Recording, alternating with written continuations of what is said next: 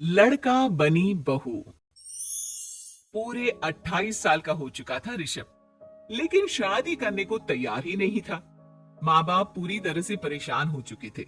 जब भी किसी लड़की का रिश्ता ऋषभ के लिए लेकर आते तो वो शादी करने से साफ मना कर देता, चाहे लड़की कितनी भी सुंदर, कितनी भी अच्छी क्यों ना हो। ऋषभ के माँ बाप को इसकी वजह समझ में नहीं आ रही थी।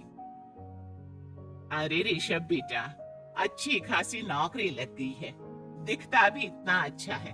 आखिर बात क्या है, तुझे शादी क्यों नहीं करनी? देख, तू हमारा इकलौता बेटा है। अगर तू शादी नहीं करेगा तो कैसे काम चलेगा? लेकिन मैं शादी करना ही नहीं चाहता। मुझे कोई लड़की पसंद नहीं आती।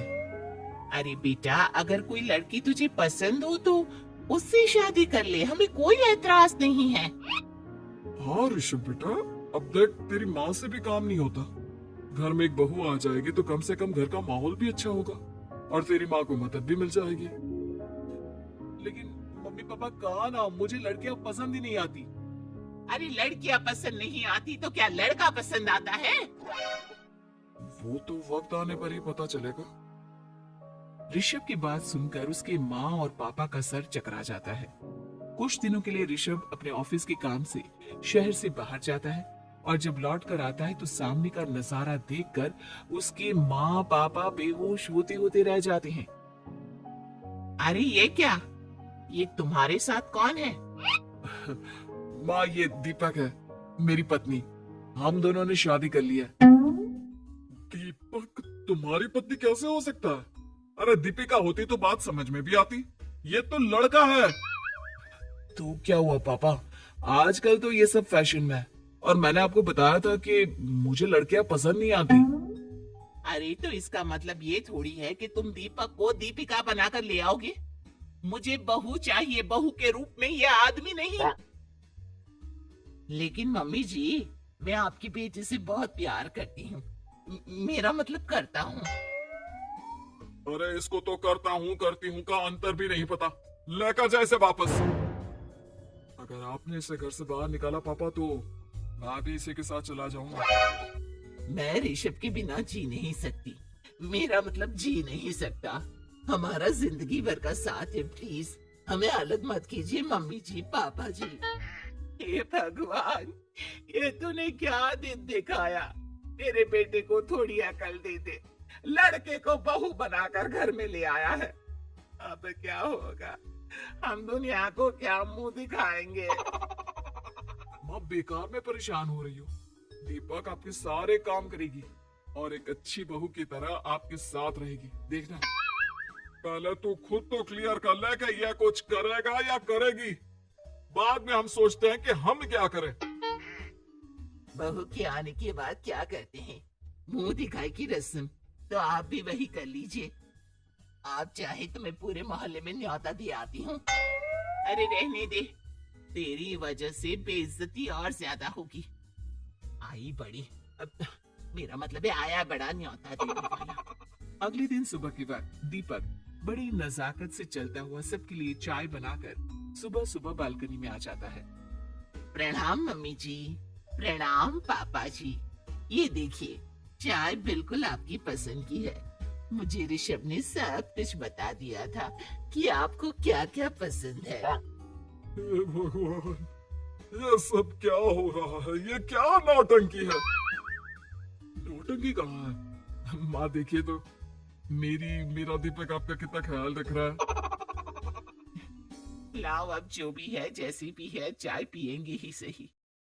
थोड़ी देर के बाद, वैसे दीपक, चाय तो तुमने बहुत अच्छी बनाई है। चलो कुछ तो अच्छा हुआ।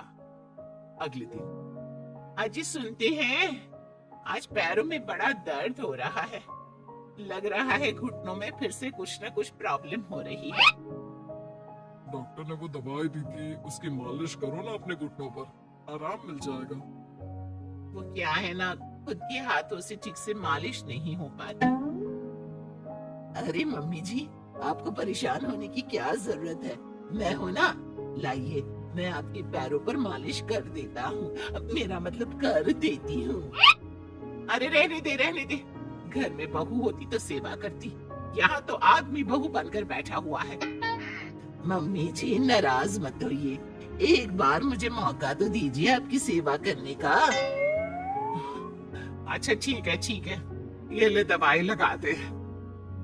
दीपक बहुत अच्छे तरीके से घुटनों की मालिश करता है। थोड़ी देर के बाद इतना आराम मिल रहा है क्या बताऊं, ऐसा लग रहा है मेरे घुटनों में कभी तकलीफ थी ही नहीं। लगता है तुम्हारी लड़का बनी हुई बहू तुम्हें पसंद आने लगी है। ऐसा कुछ भी नहीं है, वो तो बस इतने अच्छे से मालिश की इसलिए मैंने इसकी तारीफ कर दी। मम्मी जी पापा जी आपस में लड़ाई नहीं करते। अच्छा आप ये बताइए शाम के खाने में क्या खाएंगे?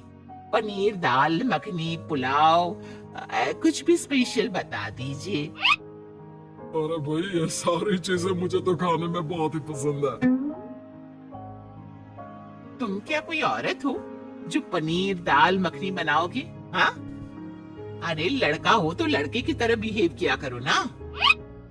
भले ही मैं लड़का हूँ तो क्या हुआ, अब तो मैं ऋषभ की पत्नी और आपके घर की बहू हूँ, तो मुझे उसी तरह से रहना पड़ेगा ना। अच्छा ठीक है, जो तुम्हें पसंद है बना लो।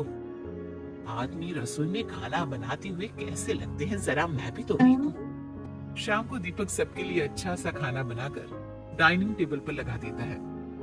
ऋषभ ऑफिस से जब लौट कर आता है, सब लोग खाना खाने के लिए बैठ जाते हैं। अरे वाह, क्या गजब का पनीर और दाल मखनी बनाई है। ऐसा जायका तो होटल के खाने में भी नहीं आता। दीपक कितना अच्छा खाना बनाती हो, मेरा मतलब बनाते हो। तुम्हारी इसी अदा की वजह से तो मुझे तुमसे प्यार हो गया। अरे बहुत हो गया, आदमी होकर आदमी से प्यार करते हो। अरे लेकिन कुछ भी कहो, जरा खाना खा कर तो देखो ऋषभ की माँ, मजा आ जाएगा। हाँ वैसे बात तो आपकी सही है, खाना तो वाकई में लाजवाब है। इतना स्वादिष्ट पनीर तो मैंने अपनी जिंदगी में नहीं खाया। कितना अच्छा होता अगर ये दीपक दीपिका होती। और फिर अगली सुबह कुछ ऐसा होता है जिसे देखकर ऋषभ की माँ और पापा ना केवल खुश होते हैं, बल्कि हैरानी से उनकी आंखें फटी की फटी रह जाती हैं। उन्होंने जो नजारा अपनी आंखों के सामने देखा, उसे देखकर उन्हें अपने आप पर भरोसा नहीं हुआ। सुबह का वक्त था, सब लोग बालकनी में बैठकर सुबह की चाय का इंतजार कर रहे थे। तभी रसोई में से एक बहुत ही खूबसूरत लड़की, जिसके लंबे लंबे बाल थे और जिसने साड़ी पहनी हुई थी, हाथ में चाय की ट्रे लेकर वहां आती है। अरे ये कौन है? रातों रात हमारा लड़का बहू लड़की बहू बन गया क्या? मुझे लगता है कोई सपना देख रहा है।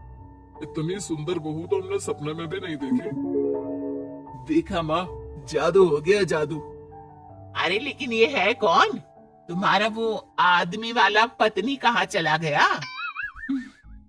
आपने मुझे पहचाना नहीं? मैं दीपक नहीं दीपिका हूँ। इतने दिन से लड़की के कपड़े पहनकर आपके घर में आपकी बहू बनी हुई थी। माँ ये दीपक नहीं, दरअसल ये दीपिका थी, लेकिन इसे लड़कों की तरह रहने का शौक था और इसे लड़की की तरह रहना मंजूर नहीं था, इसलिए मैं इसे लड़के के रूप में आपकी बहू बनाकर यहाँ ले आया। तो फिर अचानक ये उसका हृदय परिवर्तन और रूप परिवर्तन कैसे हो गया? वो क्या है ना, मुझे बाद में एहसास हुआ कि आप लोग इस बात को लेकर बहुत दुखी हैं कि आपके बेटे ने एक लड़की के साथ शादी की है, इसलिए मैं अपने असली रूप में वापस आ गई। हमने कोई पुण्य कर्म किए होंगे जो तुम्हारे जैसा, मेरा मतलब तुम्हारे जैसी बहू मिली, इतनी खूबसूरत और इतना ख्याल रखने वाली। भला हो भगवान का कि हमें लड़की बहू मिली है, लड़का बहू नहीं।